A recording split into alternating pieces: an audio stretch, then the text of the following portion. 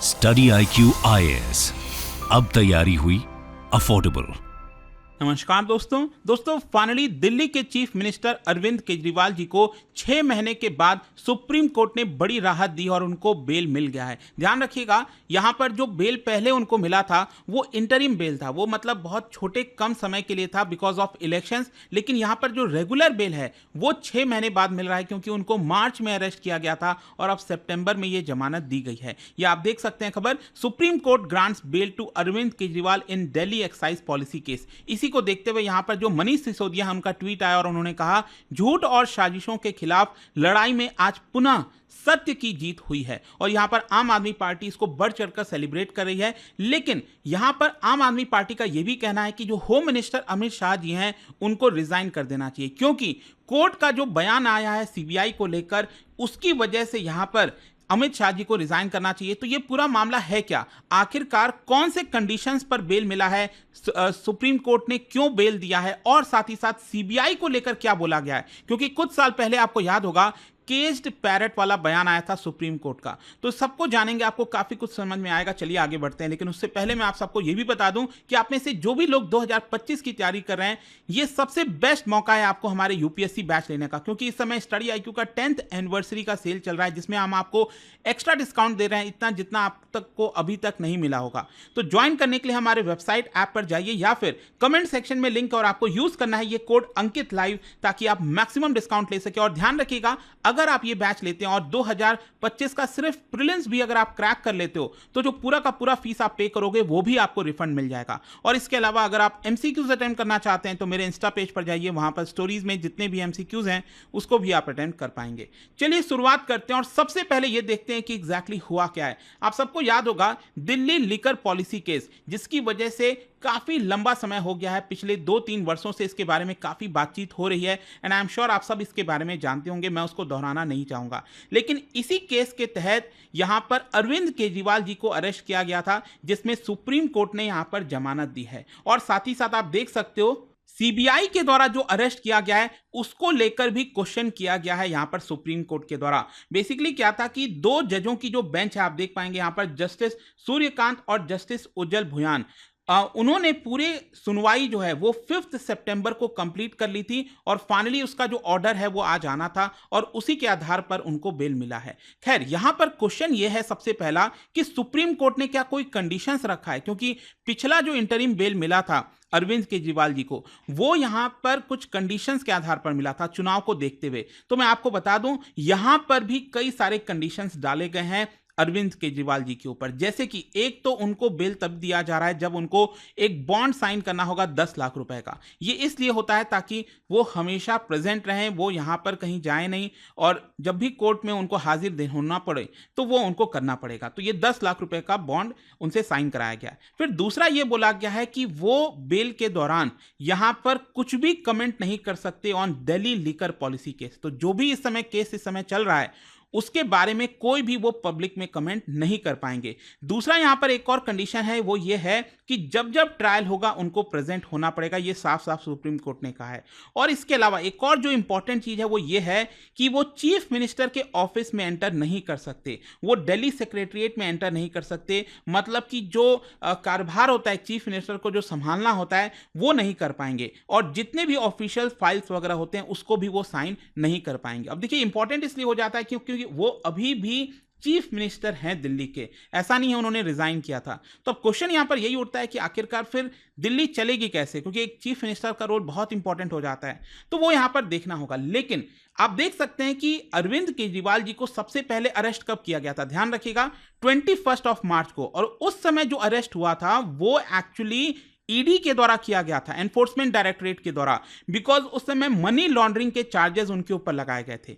फिर क्या होता है कि यहां पर उनको बेल मिल जाती है ईडी से, लेकिन जो सीबीआई है उनको जेल में ही अरेस्ट कर लेती है 26 जून को। लेकिन ध्यान रखिएगा सीबीआई का जो केस था वो करप्शन का केस है, और जो ईडी ने अरेस्ट किया था वो मनी लॉन्ड्रिंग का केस था। तो ये एक्चुअली केस वही है जो लिकर पॉलिसी वाला हो गया, लेकिन ईडी का जो अरेस्ट था वो कोई और कारण से था, और जो सीबीआई का जो अरेस्ट था वो किसी और कारण से से था। लेकिन जब वो ईडी की हिरासत में थे, जब वो जेल में थे, तभी सीबीआई ने जेल में ही यहां पर उनको अरेस्ट कर लिया। तो हुआ क्या कि यहां पर जब ईडी से बेल मिली, मतलब ईडी वाला जो अरेस्ट हुआ था, जब कोर्ट ने उनको बेल दिया, लेकिन क्योंकि सीबीआई ने ऑलरेडी उनको अरेस्ट कर रखा था, उसी की वजह से वो बाहर नहीं आ पाए थे। तो क्वेश्चन अब यहां पर यही है कि सुप्रीम कोर्ट ने अरविंद केजरीवाल जी को जमानत क्यों दी है। देखो, सबसे इंपॉर्टेंट चीज मैं आपको बता दूं, सुप्रीम कोर्ट का जो बयान आया है उसमें उन्होंने ये कहा है कि यहां पर सीबीआई को वापस से अरेस्ट करने की जरूरत नहीं थी, जब ऑलरेडी अरविंद केजरीवाल जी कस्टडी में थे।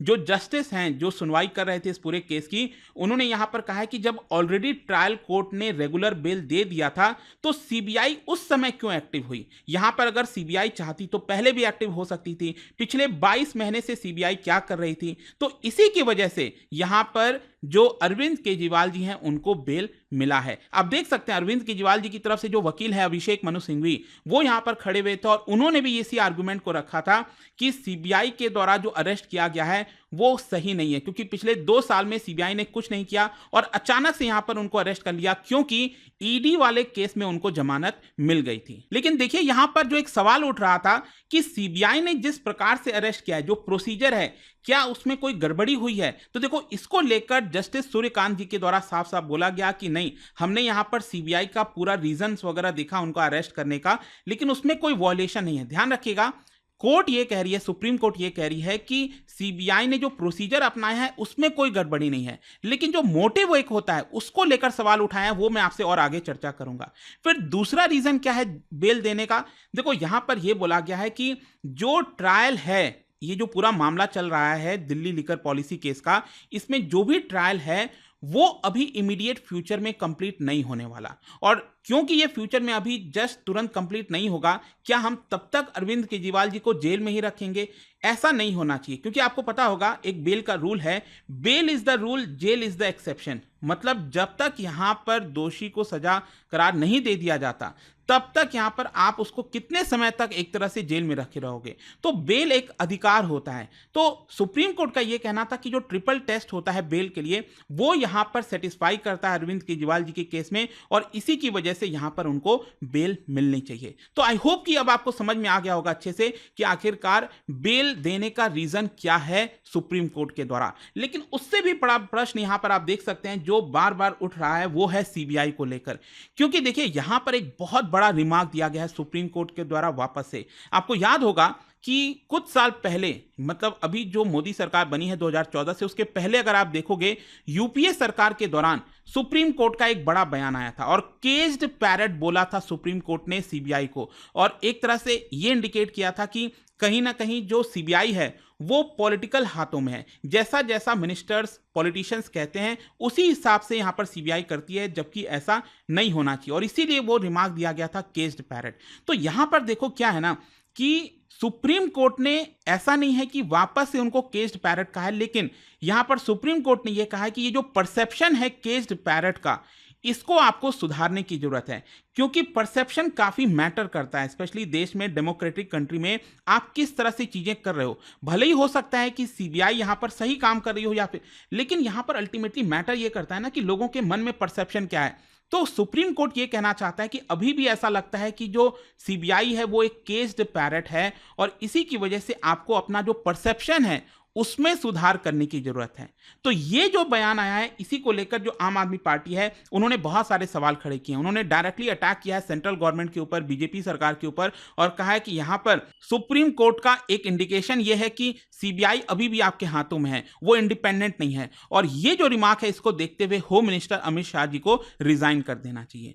तो ये पूरा आज मामला हुआ है। आई होप कि आपको अच्छे से अब वीडियो में समझ में आ गया होगा कि एग्जैक्टली आज हुआ क्या क्या। और जाने से पहले एक इंटरेस्टिंग क्वेश्चन, देखिए क्या आप बता सकते हो, एक बेलेबल ऑफेंस में bail is granted as a matter of right, उसके बाद क्या होगा? मतलब इन ऑप्शंस में से आपको बताना है कौन सा सही है। इसका राइट आंसर आप सबको पता है, मेरे इंस्टाग्राम पर तो मिलेगा ही, वहां पर अगर आप नहीं हो कोई बात नहीं, टेलीग्राम से ले सकते हैं इसका सही उत्तर। मैं कई सारे जो एमसीक्यूज हैं वो यहाँ पर स्टोरीज में डालता रहता हूं। अगर आपको पीडीएफ चाहिए तो टेलीग्राम पर आइए, अलग अलग सोशल मीडिया पर आप जुड़ पाओगे। और जैसा मैंने आपको बताया, अगर आप यूपीएससी की तैयारी कर रहे हैं, कोई भी बैच चाहते हैं, you can simply use this code Ankit live to get maximum discount. And I hope कि वीडियो आपको पसंद आया होगा। मिलता हूं आपसे next time. Till then, thank you very much, see you soon.